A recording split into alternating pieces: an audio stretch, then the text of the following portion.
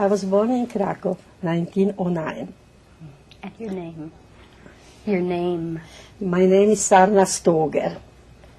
And what was the family name? The family name is Landav, Sarna Landav-Stoger. When I was born in Krakow, when I was a little girl, there was Austria, not Poland.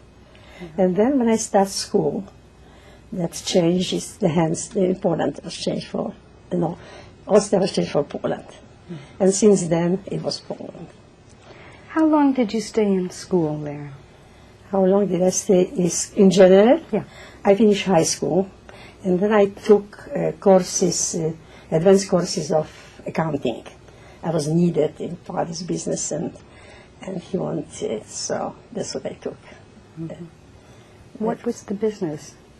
It was a textile business. It was here the factory of candy factory and the wholesale textile business. Yeah. Tell us a little bit about your family. About my family, my mother comes also from Krakow, old family, Krakow, till now, Neufeld, family Neufeld. And till now, there are two corners, Neufeld buildings, if they still are now, but they were after the war. And my father comes from family, so there was Radomska dynasty. There was a rabbi and tzaddik, because there were few in Poland, like Bobewo tzaddik and this tzaddik, and few of them, maybe 4 or 5 I know. And it was the Radomska dynasty, and my father was brought up, and in the dwór, it's just Polish, I don't know how to say it in English, was brought up there, and when we grew up, or we were Friday evening, was a early evening, and after the dinner, my father always told us stories about his being there. He was brought up at the dynasty in Radomska's Hof. I don't know how to say this. Court. Radomska. There was like a big palace, everything, so not palace, but. And he was brought up, and he witnessed such a miracles, really. And my father was from nature very, very honest. He told us, really as it was step by step, how he witnessed miracles. And we were waiting for the Friday evening for his stories, and he married to Krakow. How many children were there? There was an older brother, much older than me, a 1 year older sister, and twins. My sister, my brother and sister, younger, 5 years younger than me. And he was taken to Auschwitz, got killed. My father was killed, and my sister died right now. That's what I'm here now also, the youngest sister. So we were actually 5 children. No, and there were, of course, grandchildren and so on. When did you meet your husband? Where did you meet? I met your husband. I was very active, and that's what I didn't go to college, for college.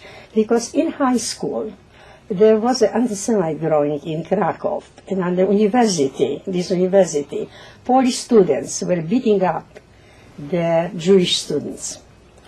And we, the youngsters who are thinking about, time to think about changes and so on, we thought we should have Israel. And we started the Zionist movement then started, and we started Akiba, organization Akiba, usually students, mostly students. Bnei Akiva? No, Akiba. No, Akiba. Our name was Akiba. And we are very busy in that Akiba, and very active. And we are getting money with the blue boxes going around. And there were lectures. So it was Zionist.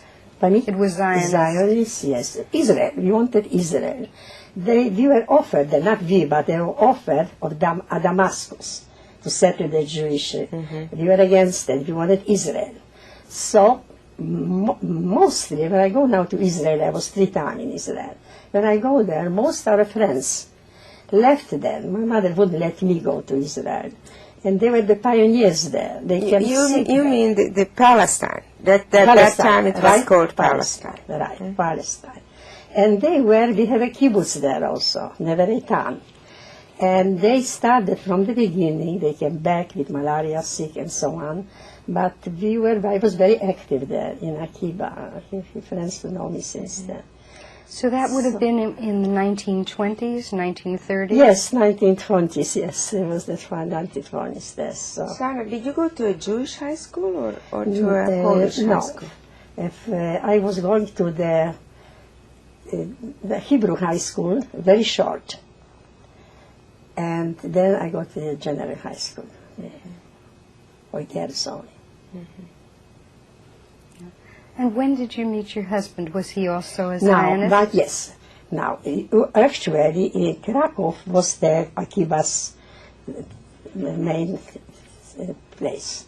But we had members from all around Krakow, from so-called Galicia. And my husband was from Tarnov, like him. So many Tarnov members, we had getting together, once a month or 2 months. They were coming, and we knew each other.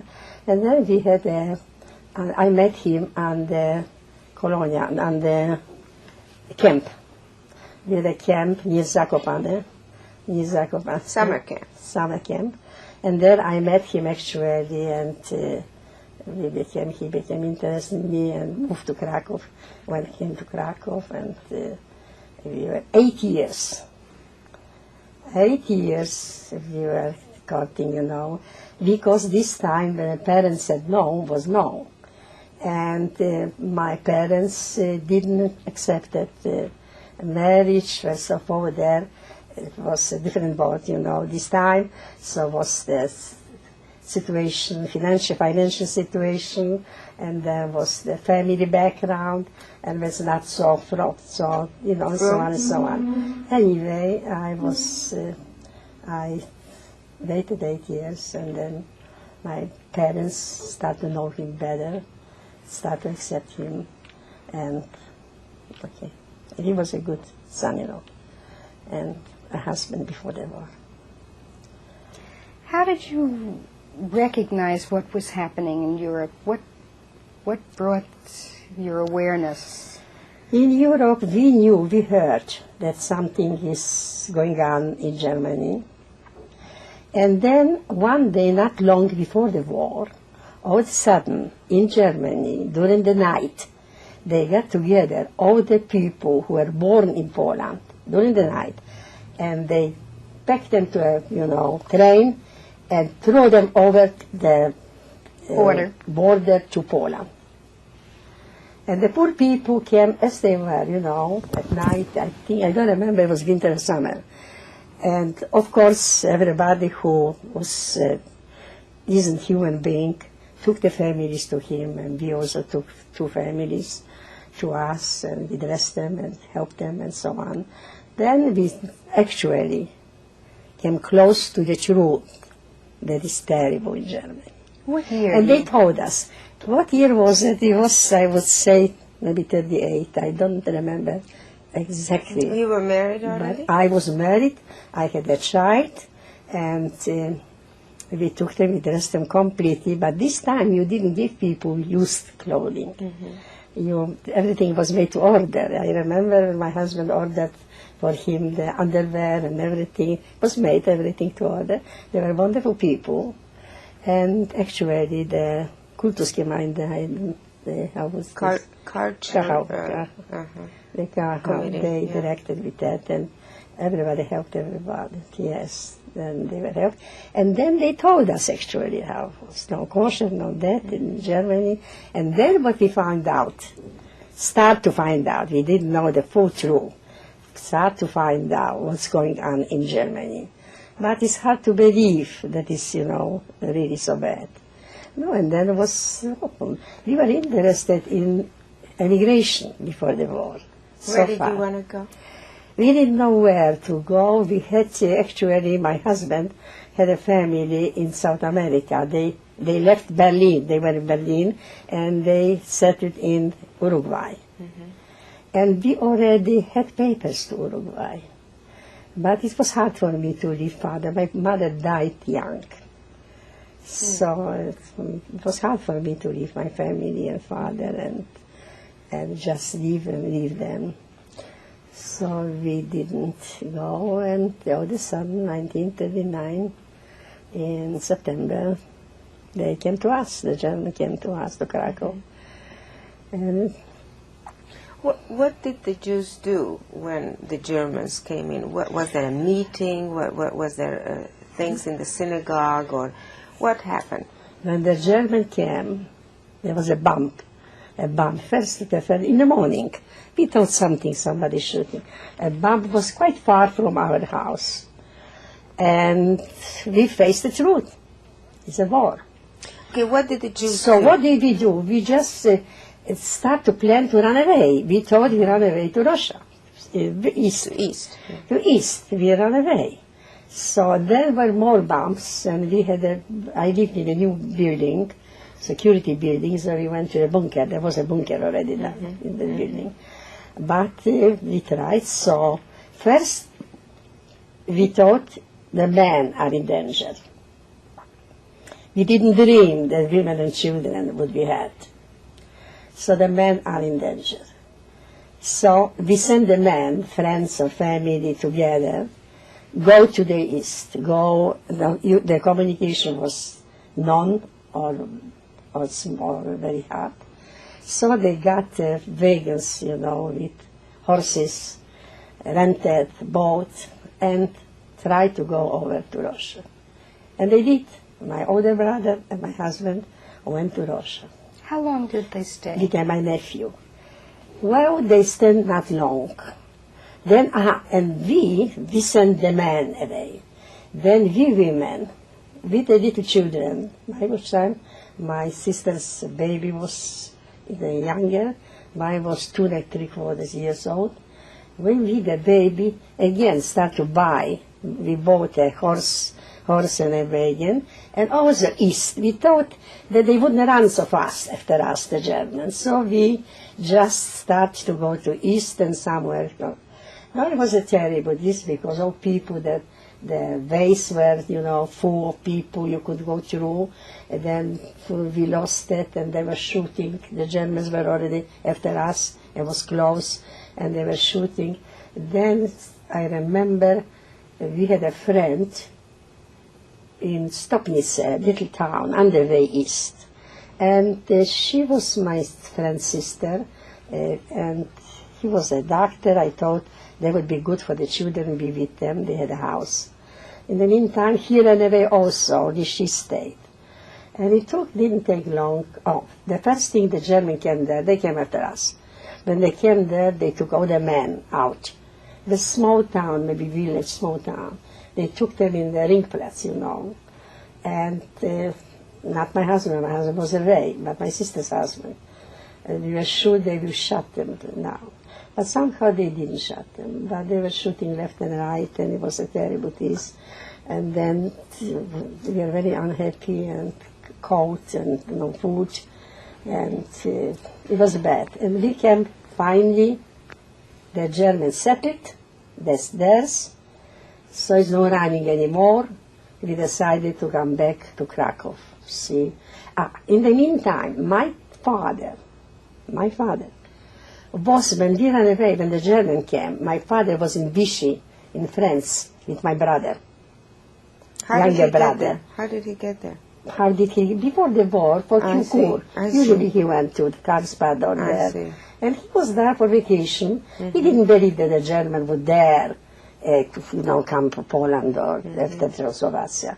So he went with my son, with my younger brother, twin brother of the one, and they went to Vichy. He wanted desperately to get a citizenship, of French citizenship for my brother. And they could, a lawyer already, he took the case, gave the case to a lawyer. The lawyer could, if my brother would be willing, which he was willing, to go to the army. The French had a system. They sent to the army somewhere, Africa or somewhere, people. They had a name, special name. What they said. Foreign Legion, you mean? For Legion, yes, for Legion. then he could get a citizen. But in the meantime, my father heard that Germans are in this year, so he ran away. He came back with my brother. And slowly, slowly, through Yugoslavia and through Romania, he came back. When he was on the border of Romania and Poland, he knew the commotion, and he already was there.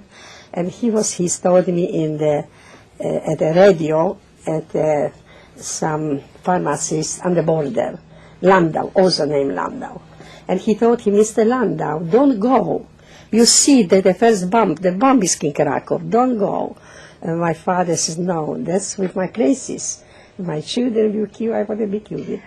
At what point did your husband buy the visas? Pardon? You remember you told me. No, that was everything before. Now, it so happened that my husband, okay, so Germans were already no bombs. But so, how to run away? It so happened that my husband, luckily, the same vacation, spent in Israel, in Palestine. He went to Palestine for the summer vacation. Your We husband? were used, my husband. Yeah. We were used, he had friends there, and he was planning there, maybe we could move there or so. We were looking for some runaway from Poland. So my husband had a passport, and he made the excursion to Palestine with Bagoli Cook. There was a travel agency, very well known, and went to vacation. I, with my sister, younger sister, with her baby, I have a picture here, my baby and the mate, we went to Zakopane for vacation. Krakow was very hot. Every year, as long as I was alive, we were going first to Rabka with my mother and then to Zakopane. It was cool, mountains, beautiful. And we were there. And while we were there in Zakopane, my husband came back to Krakow from this. When we arrived to Krakow, we heard that this Vargoli Cook lady that was That would be Cook's Tours in English. tours, Yes. Vargoli Cook. She got friendly with my husband on the way to Palestine, and she told him, you know what, now is still the Germans on the beginning, let the Jews go out when they want it.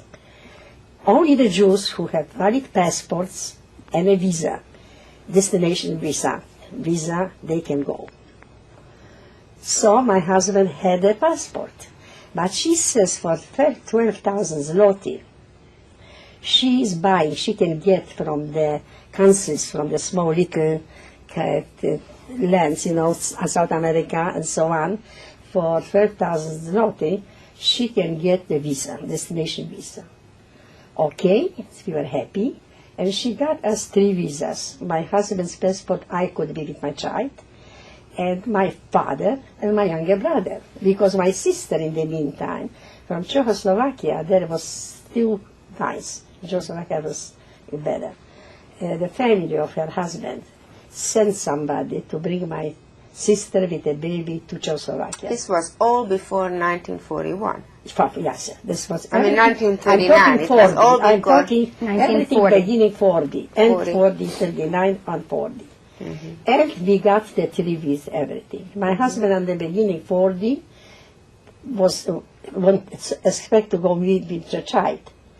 And she says, but you have to wait for father and brother. She told me, you have to wait. Because I cannot, I'm Polish officers also, smuggling. I cannot together now. Your family, I can take only Hugo, you and the child, not father. So father says, you belong to your husband, and go, and I wouldn't listen. I didn't want it. I couldn't, because it was a terrible situation in Krakow. They came few times a day, bumping in the door. Where are men, men? And we had a closet, and then we had a closet and a piece of furniture where the clothing are. So before the maid opened the door, we put the men put into the closet inside, and we moved the piece of furniture. So when they came, they were looking for men. They couldn't find men. So at least we had this. I couldn't go away and live in that situation, my father and my brother. So I told to Hugo, to my husband, you go to Italy. We had very nice, valuable paintings and so on. You go to Italy and wait for us. She said, wait, you get visas. So we were waiting.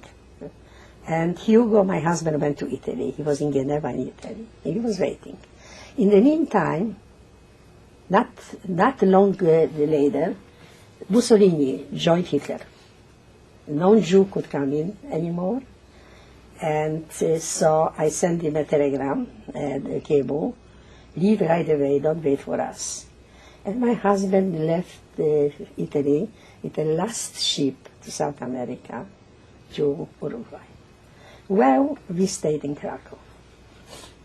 In Krakow was very bad, and they give the people who had businesses, they give very high contributions, very high, not possible. Because when they came in, they closed the account in PKO, they closed our safes, and they took the merchandise, wrapped everything. So you just stayed with nothing. And you couldn't even pay that. It's not possible, wasn't possible to pay the contribution to them. Do you want to tell us about the Jewish policeman and your father? That was later. That was 1941, yes. That's what I'm talking about, 1940. And we packed whatever we could in Krakow, because we heard in Tarnov, where Dr. Guess was, and where my husband comes from, and was family, is much nicer there. Tell me, at So we that went to time you Tarnov. were staying in your own home Where? in Krakow. There was no ghetto yet?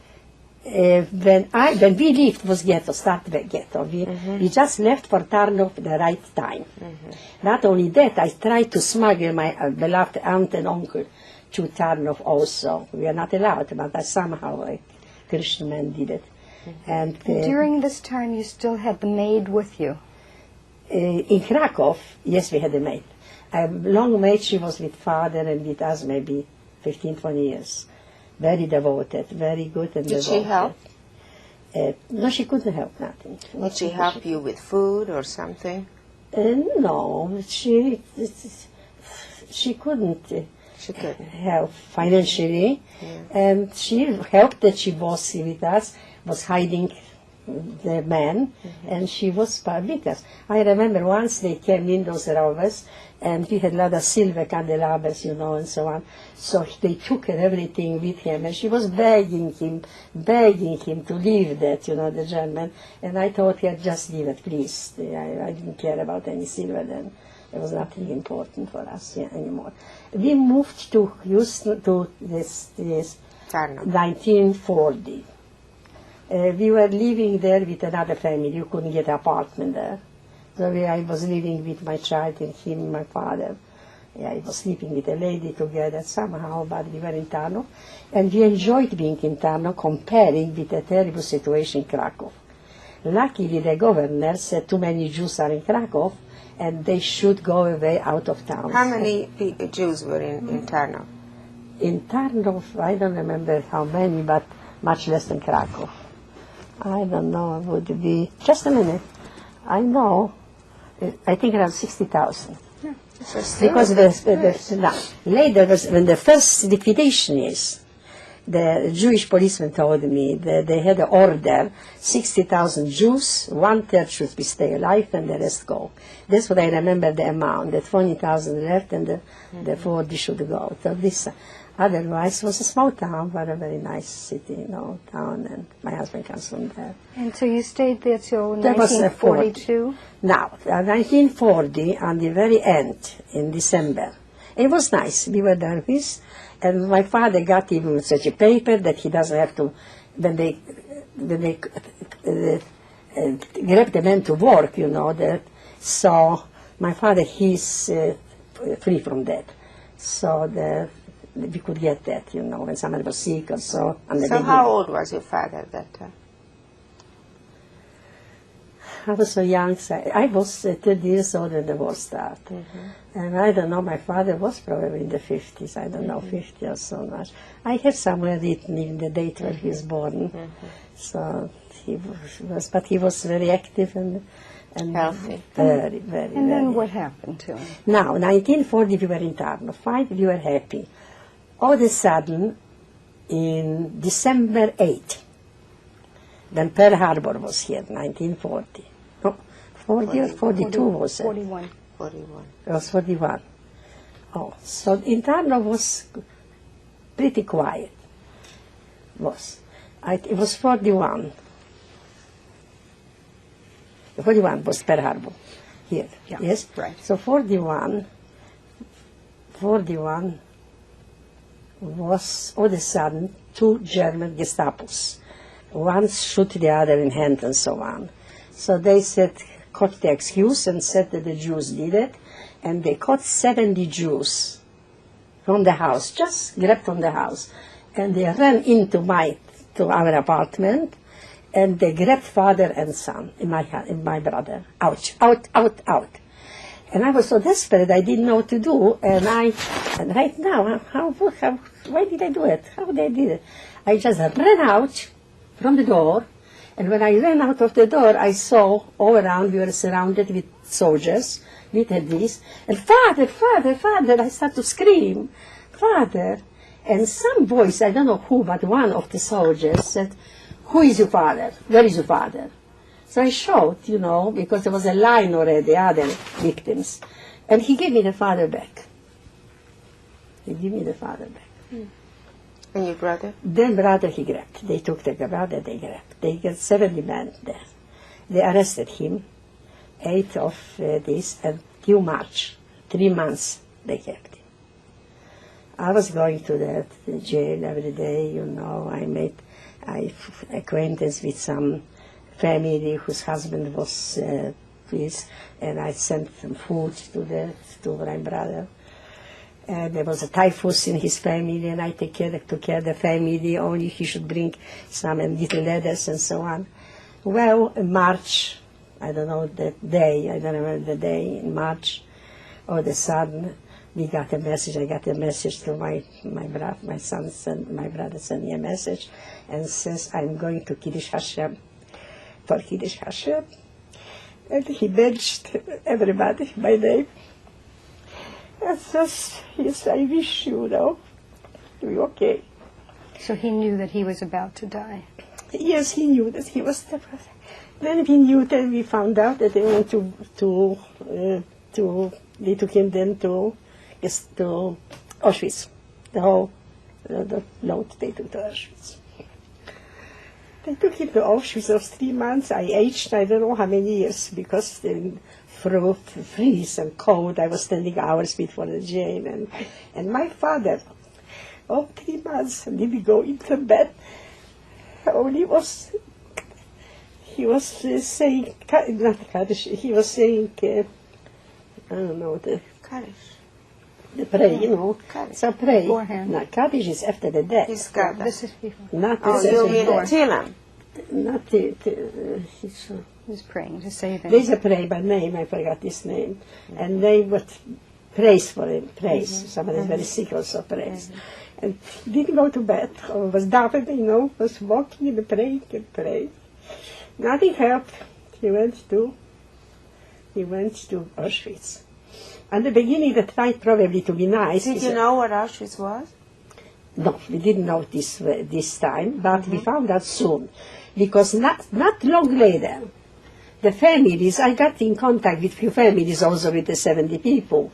One was some very, very, also Tzaddik's daughters, her only son, was sitting in the same jail with my son, my brother. But I found out soon, because not long later that, I received a letter. My father received a letter. Sorry, but your son got pneumonia and died. And I had to come, a letter to come to Gestapo. I'm scared, but I went to Gestapo, a letter, and the letter, I just want to announce you, Mrs. Stoger, yes, announce you that your brother had pneumonia and died.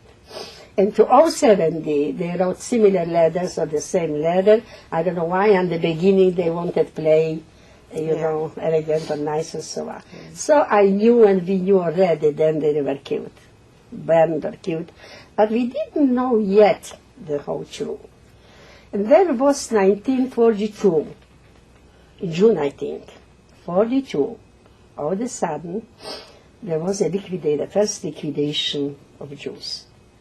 They said it should be 1/3 left, and there were the Jews were. The one day they surrounded us, kept us 5 days surrounded. Nobody could go out or find out where the family who lived in other street, and we were in our house. Well, then comes, all of a sudden, when we were surrounded, comes the Jewish policeman in. And we had a bunker I had under my apartment.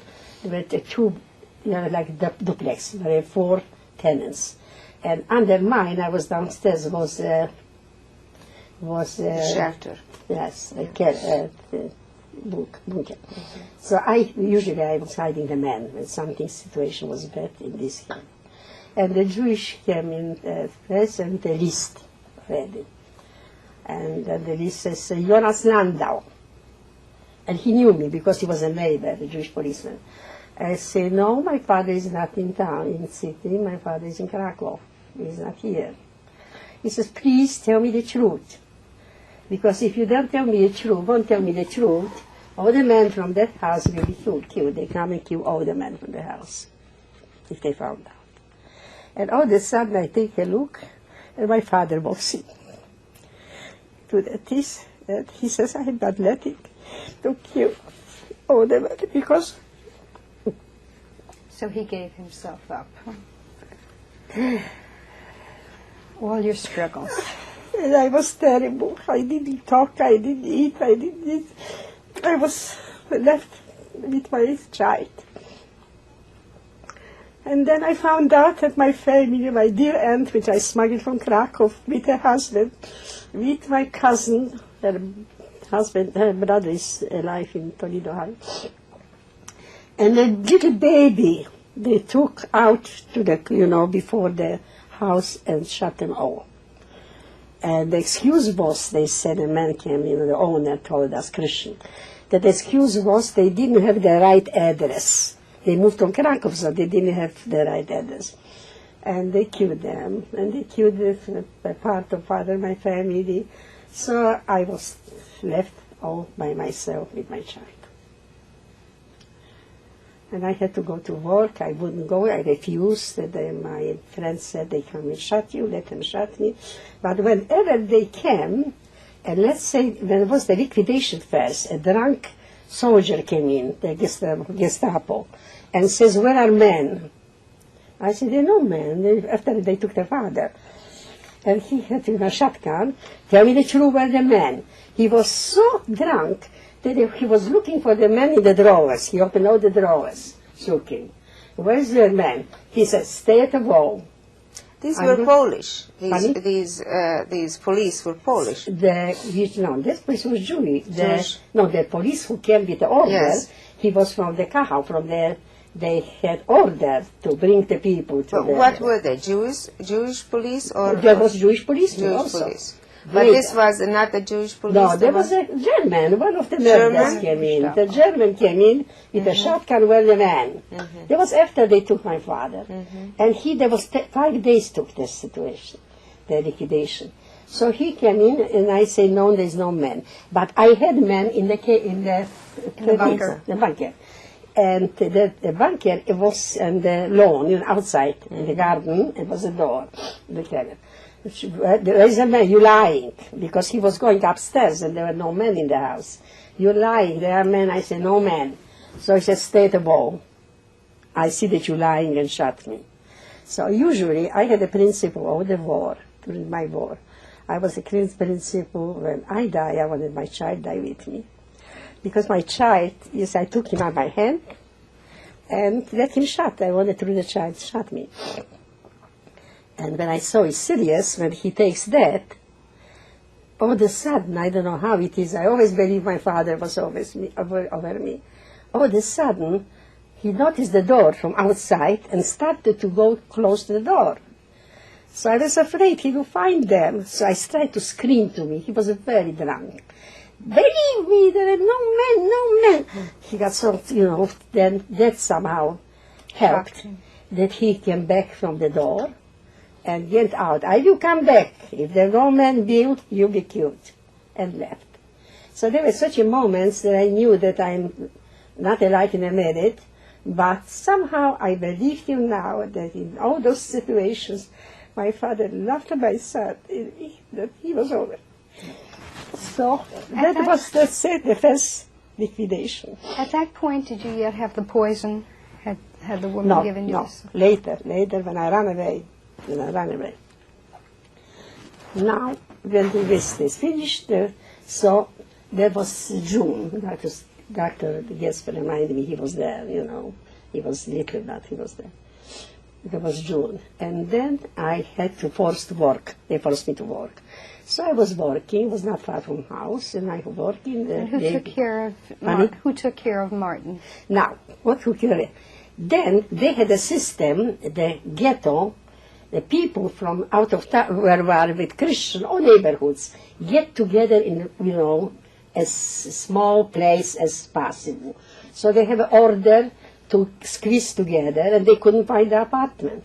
So I had one bedroom, and I took 20 people in, because they didn't have where to be sleep, because I had a garden. So they slept outside. It was summertime.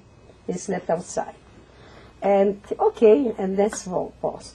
All of a sudden, it was around September. I got a tip, I found out from somebody from the Kahau. We call this Kahau, Kultusgemeinde in Germany. I got a tip that is going to be a second liquidation for children, lady for children.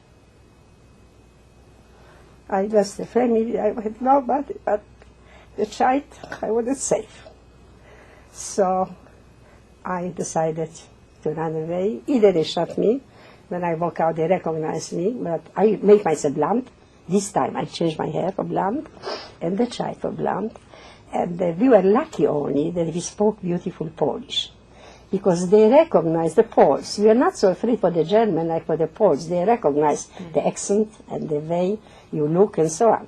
So I will be recognized. So I this, and it so happened that my friend bought Polish paper, Polish paper, Christian paper for her daughter, and she got for me also. I bought a paper. I don't remember, it was a metric, I think, a birth certificate or something, my name, and I left a name like Landau, I left Lachowicz. If they catch me, I should remember that this is the first name, Savecka, Sarna is Stanisława, and I took the child by hand, with another girl with the child also, and we left. How did we leave? The one who sold me that paper, he was Jewish, but he looked like Christian, blonde and so on. The Poles were too blonde. And we blonde. It was a risk, and it was terrible just go through the plain clothes men at the station, the train. And where I'm going? To Krakow. We had tenants there, we had some friends, and there maybe I found some sleep or somewhere. And so this you were going to Christians? Yes, I was going to Christian, our administrator from our building, and she was Christian. He wouldn't let me go in, but he some lady was very poor, and I didn't have money also, but what we did, I helped myself with clothing, you couldn't buy anything in stores then. So if you had left some suit or some men's jacket or something, when you saw that, you get enough money to go through. And I go from place to place, sleep there and slept there, and went to Svoshowitz, and it was very, very bad. And did Martin understand? Martin understood then. Start to understand that, he was crying for a whole week when they took Grandpa. He said, I won't see him. He said, no, darling, the Grandpa went to work, because that's what the German says, they take the men to work. So I said, no, he went to work, Grandma. He cried days and nights. He knew he won't see him anymore, I remember. And that was 1942, which he was 42, and he was born almost 37, 36. Okay, so 5 years old. Martin, your son, was born 1937. December. December, which is like 1937. And he was two years and 3/4 old when the war started. So he understood, but, and that's all, and this was, so what to do? And all of a sudden I go to park. So how shall I spend the time? Where should I go? Nobody let me in. So one man, a lawyer in Tarnov, who was in Tarnov, says, you run away, Mrs. Stoger, because you won't be here long. I said, how can I run away? He says, I tell you what you do. I tell you what, I have my house and my this in Krakow. I will let you in for 1 night or 2 nights. I have a huge one, my husband, wife doesn't have to, he helped me, I don't remember his name. If I ever go to Krakow, I will go, I know where he is, but I don't know the name. And so I slept here 2 nights, and that 2 nights, and then I met already my tenant one who let me. I decided it's too dangerous being Krakow, and I went to Warsaw with another girlfriend, 2 girlfriends, 3. Were there Jews left in Krakow at that time? The Jews in Krakow, yes. When I left, there was a ghetto. That's what I left when I started the ghetto. Yes. It was a ghetto in Krakow, in Podgórze. Krakow, Podgórze. But when you went to Warsaw, you didn't go to the ghetto.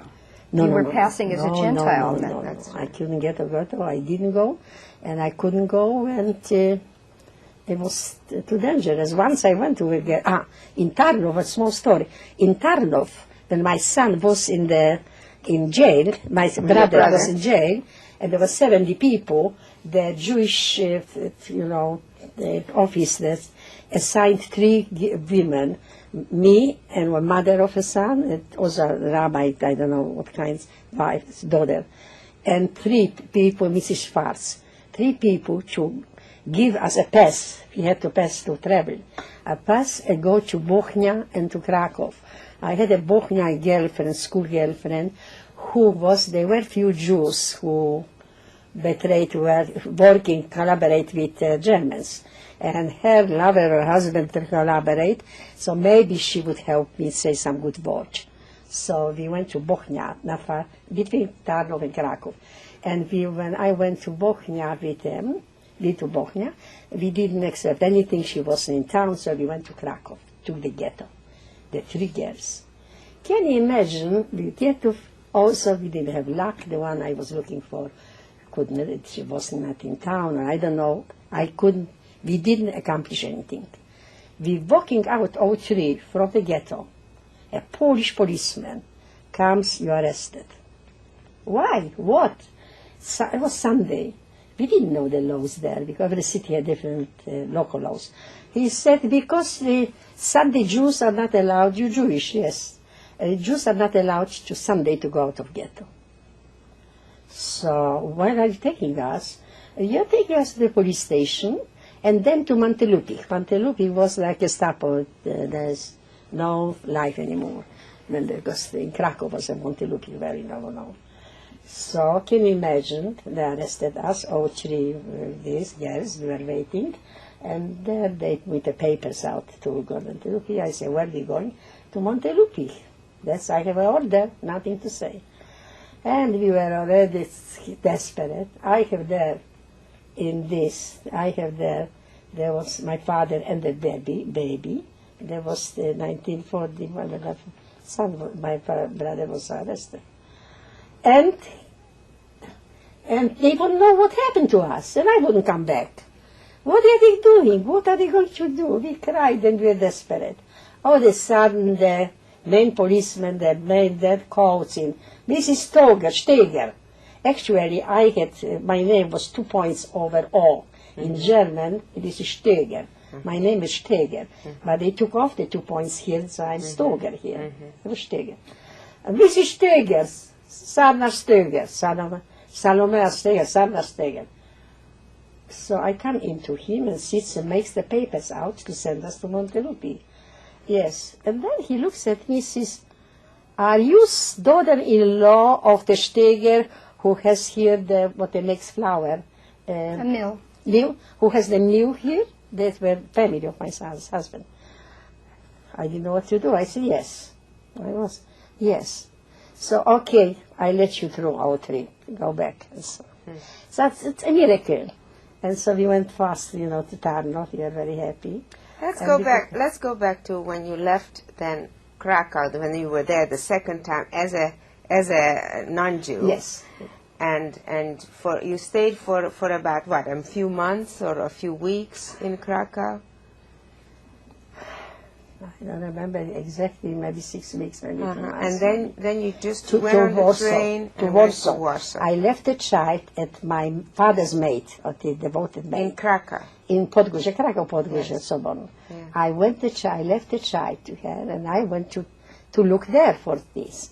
And the attorney, that lawyer, was very nice. I didn't know him. He came to Tarnov to buy Persian rocks. And somehow he knew that I'm from Krakow. He was nice. And he told me, go to Warsaw. If you go to Warsaw, I will give you a recommendation. Very famous dressmaker who makes this for very famous, like here, Jaja Gabor and others. Very famous. Their name is so-and-so. And my wife is going there, and the rest is for herself. Go to her, tell her you're my family, and your husband is at the army. That's what my child was taught, that his father is with the Polish army. So he gave me recommendation to the lady, and so I had some name. And the 2 girls also. I went there to her, the first step I went to her, and I say I'm a wife of an officer, in the army, and Mrs. So recommended me that maybe one of you girls or somewhere you would know to rent a room for somebody. So some girl answered for Varro, oh yes, we have a room to rent, because we took over after Jews, a beautiful apartment after the Jews in Warsaw. So we have a room, even 2 rooms to rent out. And, okay, I grabbed the opportunity there. I don't have a bed, I don't have my furniture yet. She says, I will get you a bed there, and so on, some bed. The room was right here full of it. Okay. And I was very happy. And I was hiding in that room there too, only for the night, and then they left in the morning. And Who were you hiding? Those 2 friends of mine. 2 women. One woman, Mrs. Wurm, she's in Israel, and one man, I knew him from organization, from Akiva. And till they find something, some place to sleep. And I was in there. There was a poor family. Workers, he was working on the, train, or next to train, a maintenance man. And 2 daughters and a mother. And of course I'm Christian, and I'm recommended such a high personality and such a radiant people. So they swear, that I'm no doubt. I looked well, and I spoke good Polish. And I was there safe. Some time I was safe. Occasionally, one of my friends was in hospital. I went to the hospital there. All of a sudden, a young boy comes, you are Jewish. It happened like that. Give me money. I have no money, but I had my ring. I had my wedding ring, plain wedding ring. Yes, so I give him the wedding ring, and I was happy because. How long did you stay in Warsaw? I stayed too long, so I went through the first uprising, the Jewish uprising, because it happened. I lived next to the wall.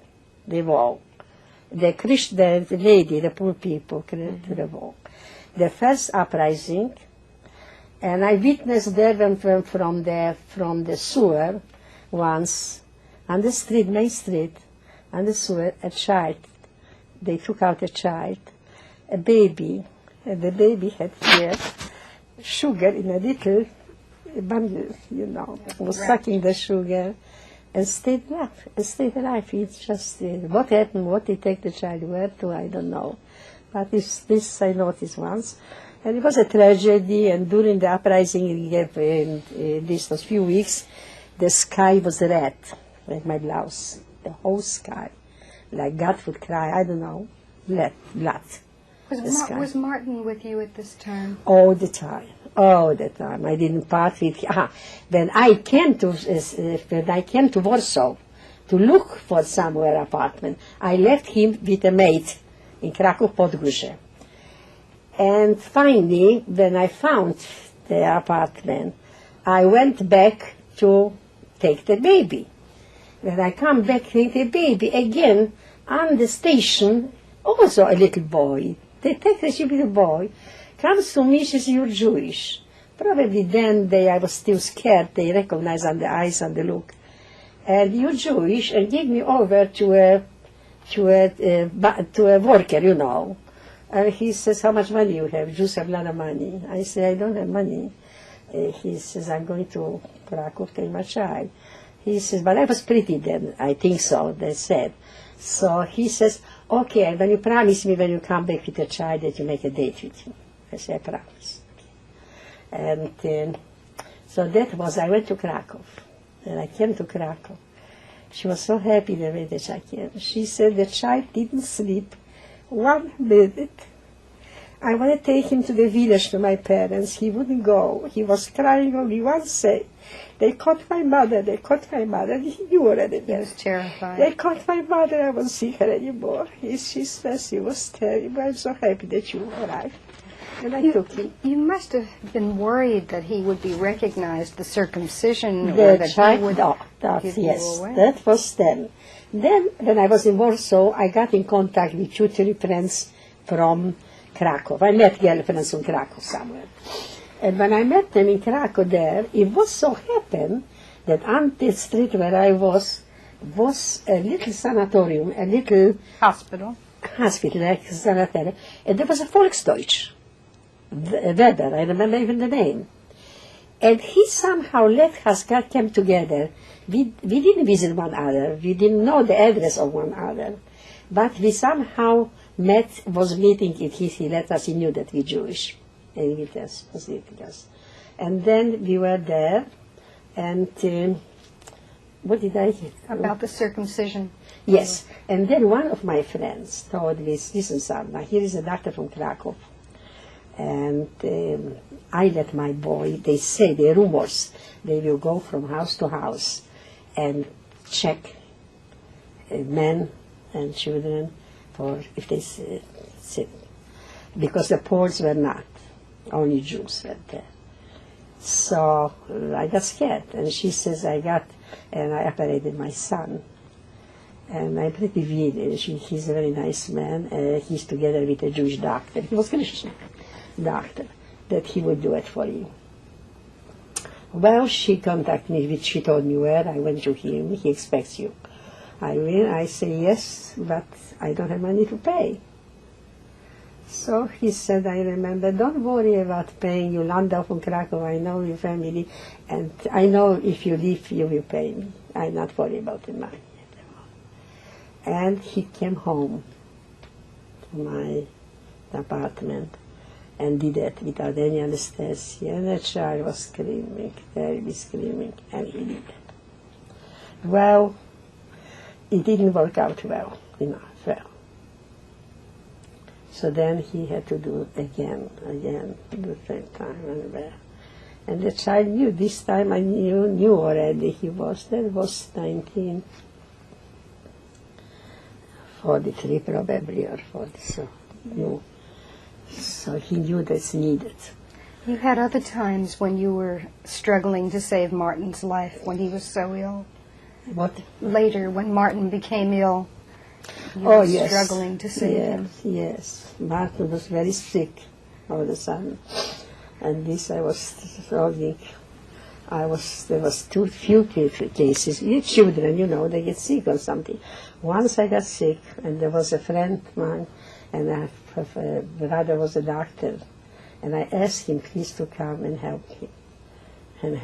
He wouldn't come. He refused. The Jewish doctor, he refused, and this and come.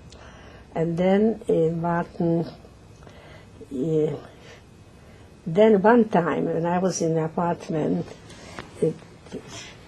moved in. They are poor people, so they need to rent the other room. A lady from Warsaw, my friends who comes from Warsaw knows her even, was only one lady attorney with a husband and the child and the daughter.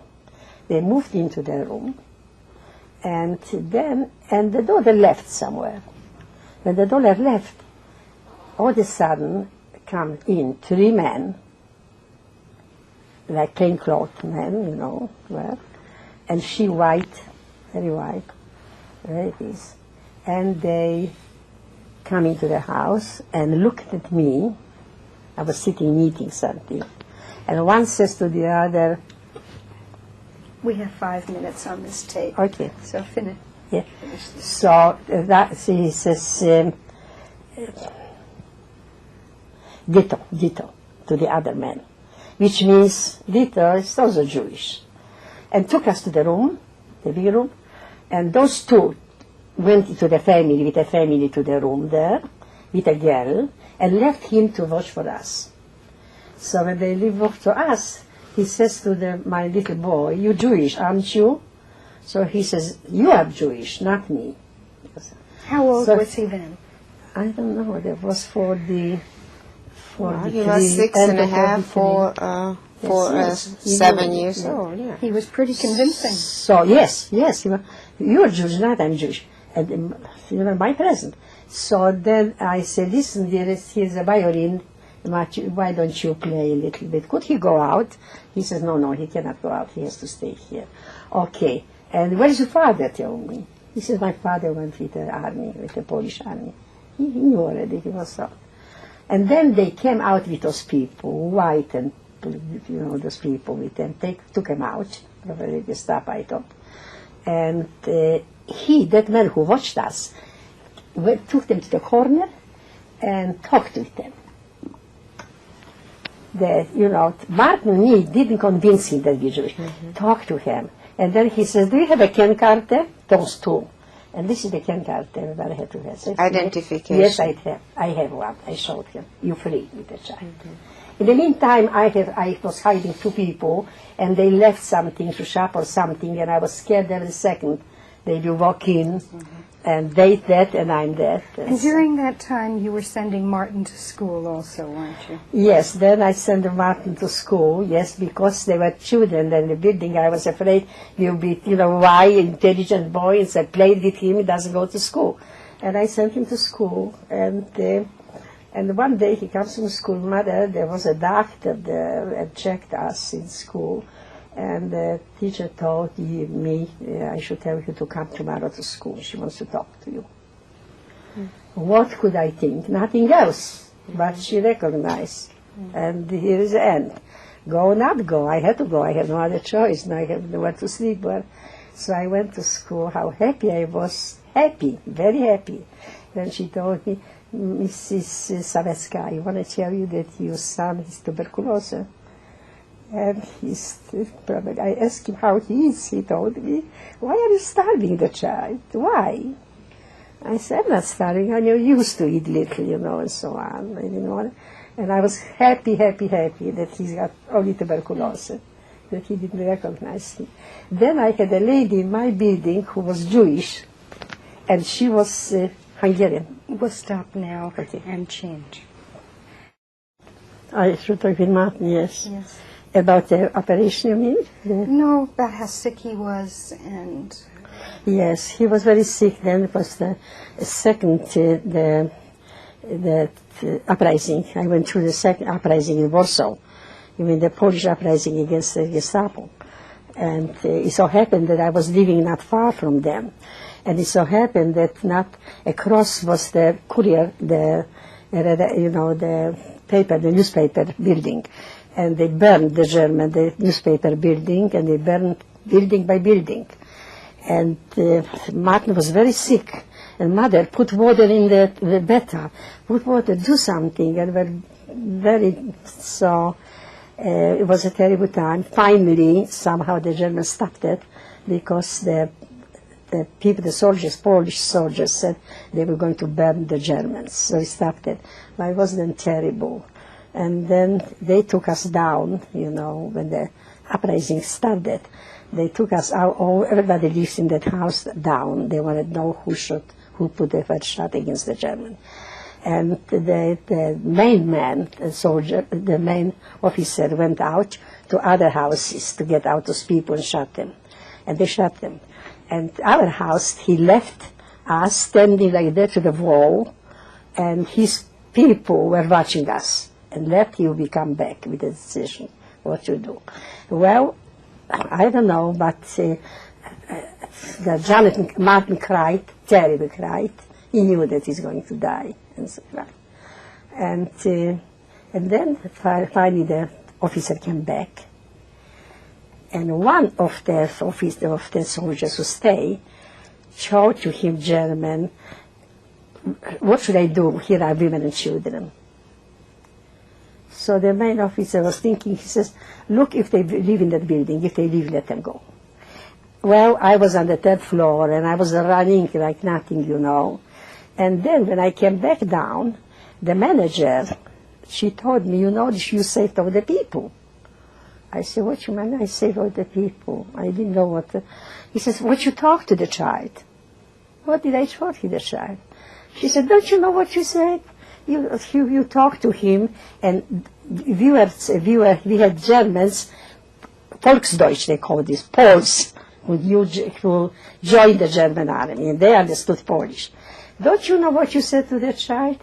He said, he was crying, dying, and you said, don't worry, it takes only a minute, nothing, it doesn't hurt at all. Your father, be brave like your father is brave, and your brother, and so on, and don't cry, it takes a minute only, and so on. And those understood it, she says, and that what made him back for us to the main officer and said, there are women and children here. So you actually saved us. I didn't know if I should be happy that I'm saved or not, because there was already the situation and we didn't. I didn't have strength to fight more and hide more and so on. And then it was the uprising, the second uprising, when the Polish, and that's what we were living then. And they took tanks, and now to burn the houses, they took us out all to the Gestapo. Not far from us. We went to the Gestapo with a child, and I see already all the tenants are inside, standing in line. So I always see I'm alive because I like company. So I saw the neighbors. I thought I should die. I'm going to die. I know that I'm dying. So why not in company, with neighbors? So I moved myself in with a child to the first rows to my neighbors. When I moved in to them, they start to count the Gestapos. We didn't know what, and said march. And it was march. But then as march, where are we going? I asked one of them. He said, that you know the fire there, na Plac Baviciela there in Warsaw there was, and that's what you're going to be burned there. Okay, so I thought, yeah. And we are going. I see women, white handkerchiefs throwing, and I see far away a barricade with Polish soldiers. When I saw this, and behind tanks, and the tanks were shooting, and killed, of course, you know, falling people, women and children, only women and children falling, you know, side on the side. And it was around like that, and there they did, so we were running, and I said to my child, bend down and pray to Grandpa, and run, let's run, straight to the barricade. So we ran to the barricade, there were Polish soldiers at the barricade, and he said, we are Poles, let us in, we are. And they said, we have an order not to let in, because that's what they wanted, to break the barricade with the tank. That's what they took women and children for it. I hear that this is in a Polish book somewhere, the barricade, 300. They counted 300 women and children. I had to be with only before the 300. And somehow they had, I don't know what, sorry for us, the soldier opened the side door, and I ran out in, and maybe 20 of them, you know, after me. And we were there, and there was no food, nothing, only bombs, and I with a child, we were running from room to room, which is bombed, you know, and no food at all. Then some nurse came, somehow they had nurses, the Polish nurses came. She saw a child, so she gave him some food. When she gave him some food, that was bad. And he was sick, he had fever, and I'm dying, mother, and I'm dying. And so on and so on and so on. I went through a lot. And there was no water. And I had a little water I got from somebody for the child. So somebody stole the water. And I was so crying, but the border, the little border was this. And finally, somehow, this was over, this. And they took us to a camp, to a Prushkov camp, besides about, not far from Warsaw. Everybody to ship us to Germany. Well, somehow, I ran away from the child.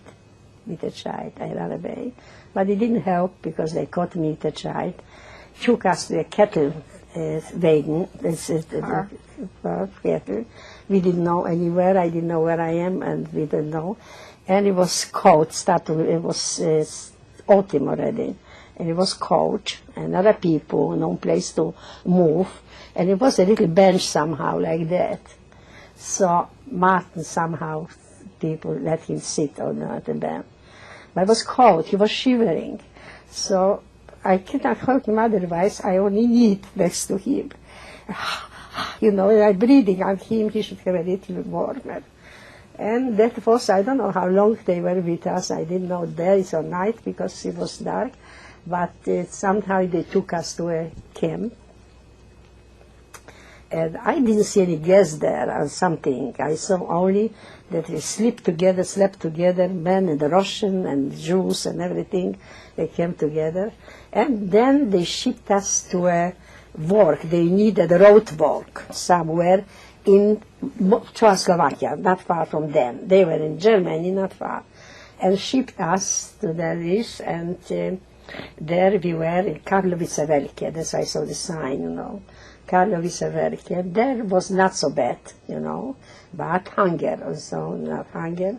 And we sleep few in a bed, you know, but back and few people. And there was close to the war, to the end of the war. I got sick there, heart trouble, very bad heart trouble. And I was allowed to eat only half hour a little to drink. Myoendocarditis, they say, is a very dangerous sickness.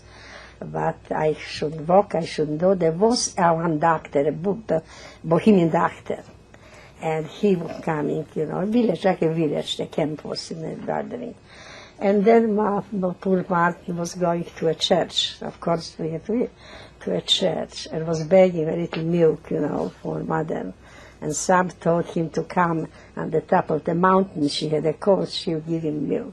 So he was running a milk. We had together, as a chef, from material, shoes, up, kapse, we call this. And so with him, I had small face. He took it and went under with Martin, you know, and brought me a little milk, and so on. And actually, I was liberated in that.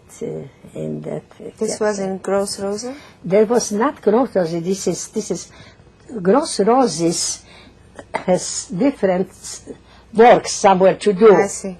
So they sent, there was sub-commando of Gross Roses, sub-commando, and they needed to break the road to Slovakia, from Germany, to the Slovakia. So we had to work on that, and that's what that was sub-commando of Gross Roses. It was there, besides there was no gas or killing, but starving, complete starving. Were you as a gentile there? There I was anti-gentile, on this paper I was. And I had to hear the anti-Semite remarks and terrible remarks around and so on. And, yeah. And there I was freed. May 1945. I already heard that Krakow was already free before January. I was freed in May. And with May that our overcommander ran away and took with him some worker. He couldn't take me because I was sick. He didn't want the invalids and old people he left. And he was running away, and I was there. And 8th of May, I didn't know that the man of village gave us a horse and a wagon that I should go. My way was to Slovakia. I had a sister there. I should go. And the Russian gave me, they gave me, I still have somewhere the paper, that we are forced labor and so on. Everyone should help us. And we were with them. And all of a sudden I heard gling-glong, gling-glong, gling-glong, gling-glong. I was sitting and crying. Here is my birthday. Nobody family. Why do I live? What for? And he also, that was passing by some village, man, and I asked him, what is that gling-glong? He says, don't you know, it's end of war. I said, oh, Martin, you say, oh, Martin, that's a beautiful present for me. It was a May Day. When we were free, I went to Slovakia and I met my sister. It was my sister. And I went to look for my brothers and there because I saw some people from Auschwitz were freed, were alive. Some I met, and from other camps. So I was going there and I was to Krakow. I went to Krakow. I didn't find anybody there from my family. Then from Russia started to come my nephew. Started to come from Russia. And I was going to Tarnov. That's all. And Martin, then we went to Tam. Then we were in my sister's house there in Slovakia. I got a first telegram, actually, to my husband, to Buenos Aires. Had he thought that you were dead? Did he know whether you were dead? He didn't know. He said only I sent him to Red Cross after the Warsaw this uprising. I sent him through the Red Cross somehow, that we can send. So I sent him.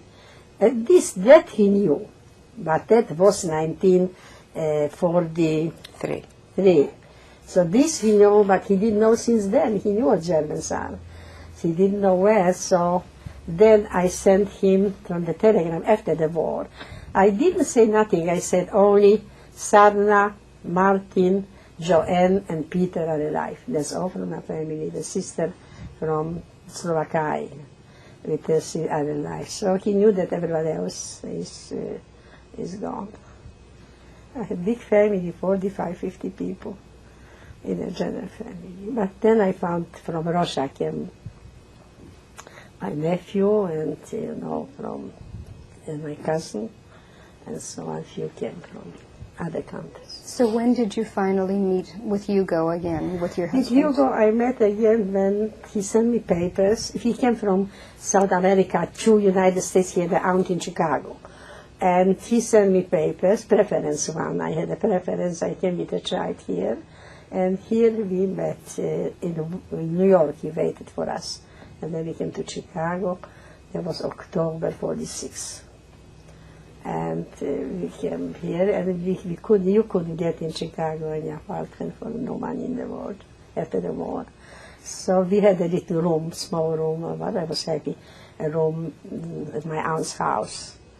And we slept in a small room, and the child slept in the dining room. But we had a roof, and we came. I'm very thankful for Hugo's aunt and so on. And then started different, the same, the other, that wasn't finished of everything. Because, first of all, they asked me questions, the family and so on, and they wouldn't believe, they thought we are lie, and I said something.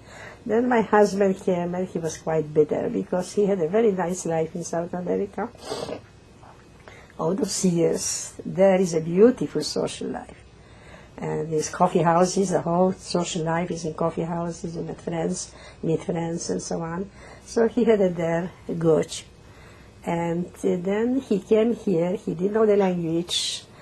He got a job, as a bartender at night.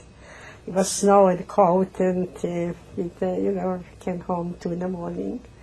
And he was disappointed and mad more than we are, because we actually came from hell. So we are glad that we are alive. But sad, and he just couldn't adjust. It was hard to the child and so on, and to the life and to the child, and he was disappointed, and it was...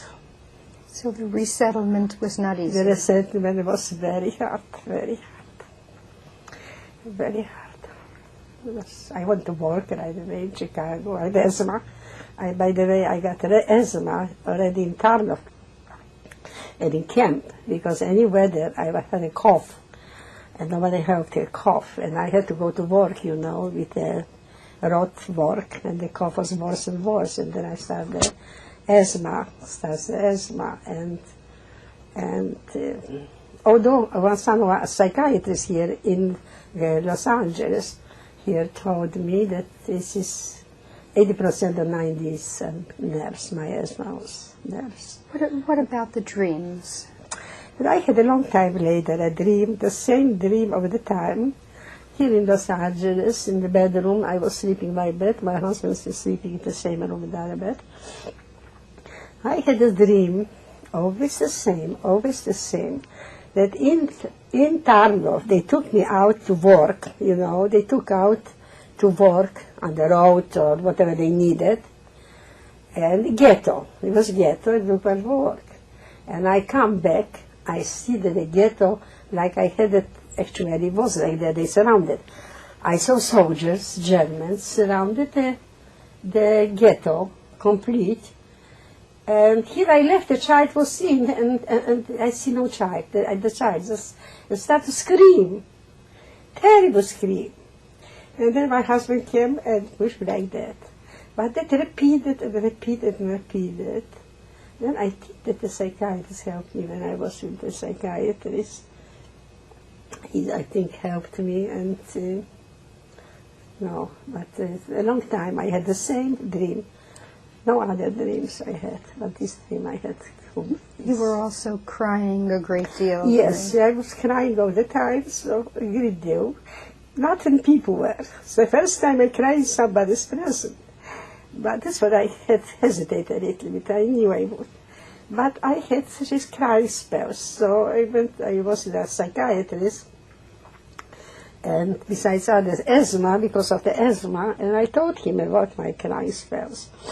He says, you have uncontrollable crying spells. And I think that it's even better for you that you have this cry. It's better than my son, because my son, till now, would open himself. When we talk about the war, he would walk out. And he has it inside. And he had to go psychiatrist. He saw psychiatrists, few of them, two on this, and one psychiatrist. You kept it inside also, didn't you? Pardon? You kept the stories inside also? Oh, yes, I didn't talk about that. I started to talk when I came to the United States. I started to talk. I saw the aunt and uncle, they just look at me like crazy. It's not possible, and there's no use. But when we came in company, when I met friends who went through the same, you couldn't help, till now. We have to go back. Your husband didn't want to hear it? Funny? Your husband didn't want to hear the story? Your husband is, I'm very wondering, because my husband wouldn't want to hear what I say. Mm-hmm. He told me once, don't nie deklamuj. I couldn't express myself in English. Nie deklamuj is like poems, like you speak poems. How would it use this English? When you... To tell stories. La la la la la la, sir. Yes. So, such a declamation. I don't know, there must be some expression for it. And so I closed myself, I didn't talk with him, but I could notice that he's very curious. For quite a long time I could read, I could go see the movie, or I just couldn't. I had enough for me. When Anne Frank was a very big attraction, I couldn't, but I thought myself, would I be happy if I could be in a room with a child and somebody would come and bring me some piece of bread or something, and they don't know what horror we went through, there nobody helped us and nobody hid us, so on. So, yes, I didn't, for a long time I didn't, but then I started to think, and it came to my mind, in people's mind, that we should. It was a long time that people didn't talk about it, unless they met together. It was a mutual, speaking, mutual. What brought you to creating the 39 Club, the 1939 Club? Not what you.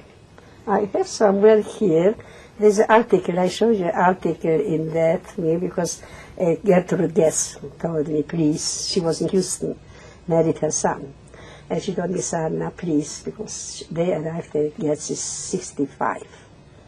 And I was 52 when we started it. What brought me so? It brought me the article I write.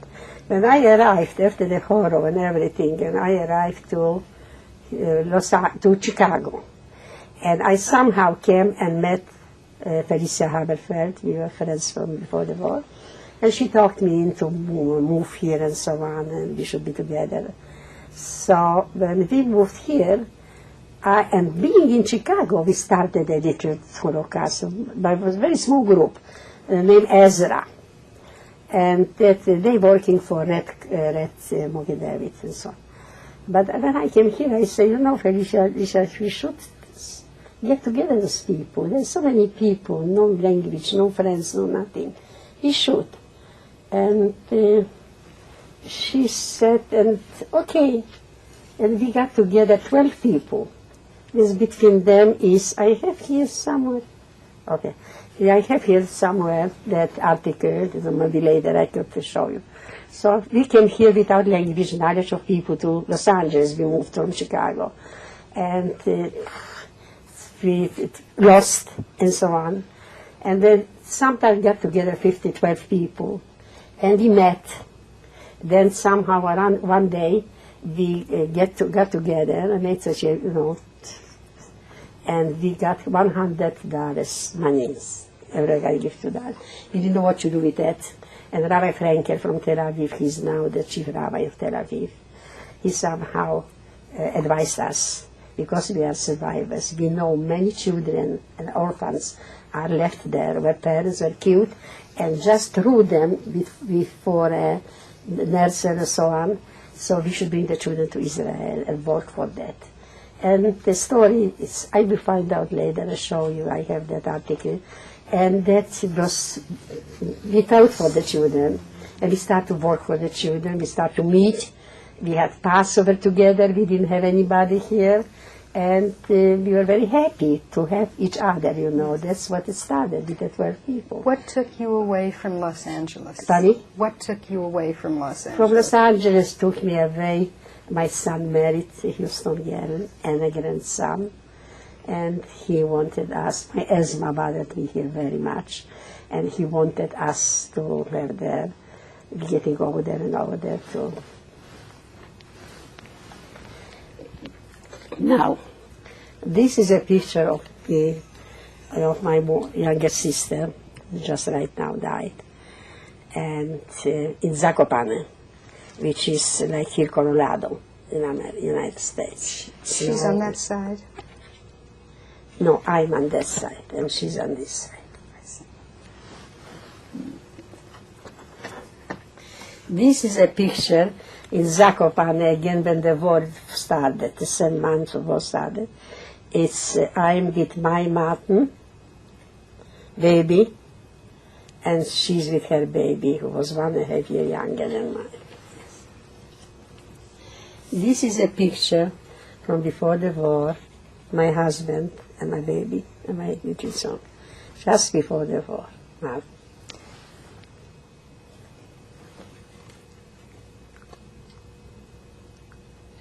Hold it steady, please.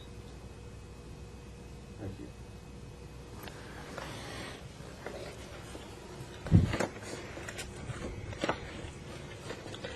This is the Ken Carter when I changed from dark to blonde. And this is an identification card during the war. Hold it still.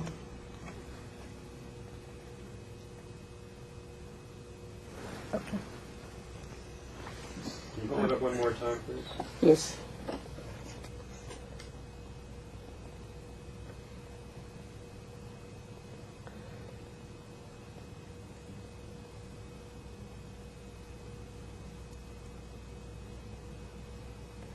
Okay. This is a band we are carrying on our arm, left arm. We had to wear. A little lower. Hmm? Good. It's okay. This is the card after the war when I was, free. The identification. What name did you finally have then? Pardon? What name did you finally have then? Later, first time is Salomea Stogerova. Stoger, I came back to my name Stoger, and Salomea is my birth certificate name, but they call me Sarna always. Thank you. Now, this is right after the war, later after the war, when I, later. Right. Thank you. As It's fine. That's okay. As we come to an end, Sarna, are there some words that you want to say as we close up? No, I want to say that the reason I just joined the story or my story, I was willing to, because it's very important, I think, that the future generation, should know we will die, we won't belong here, we're older and older. And they should have, know and hear from the people who went through that is true, and it was horrible, and I hope it never happen again. I think that the children, let's say in our UCLA, in our course, that those people, or the children would be teaching in Houston grammar school, they're teaching them Holocaust. Those children, they will have them in their bones, in their memory, all their life, that it will come a situation like that, a Holocaust, they wouldn't be able to take part in that. They would have the horror inside.